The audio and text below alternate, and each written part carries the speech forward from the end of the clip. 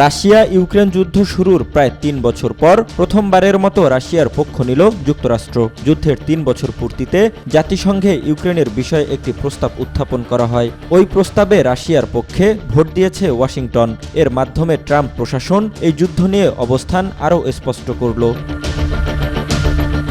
British সংবাদ মাধ্যম বিবিসির খবরে বলা হয়েছে, ইউরোপীয় দেশগুলোর পক্ষ থেকে জাতিসংঘের সাধারণ পরিষদে ইউক্রেনে মস্কোর আগ্রাসনের নিন্দা এবং ইউক্রেনের আঞ্চলিক অখণ্ডতার পক্ষে প্রস্তাব উত্থাপন করা হয়, কিন্তু যুক্তরাষ্ট্র ও রাশিয়া এর বিরোধিতা করে। যদিও শেষ পর্যন্ত নিউ ইয়র্কে জাতিসংঘের সাধারণ পরিষদে প্রস্তাবটি গৃহীত হয়েছে।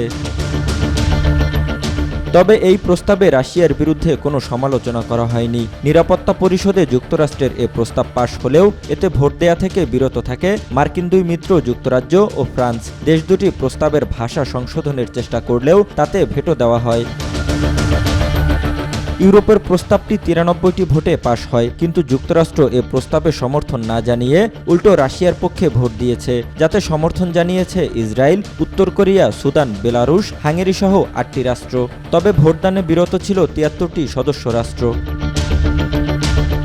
ডোনাল্ড ট্রাম্প ক্ষমতায় আসার পর ট্রান্স আটলান্টিক মিত্রদের সঙ্গে যুক্তরাষ্ট্রের সম্পর্ক এক প্রকার তলান্নিতে নিয়ে গেছেন। অন্যদিকে তিনি মস্কোকে বেশ গুরুত্ব দিচ্ছেন।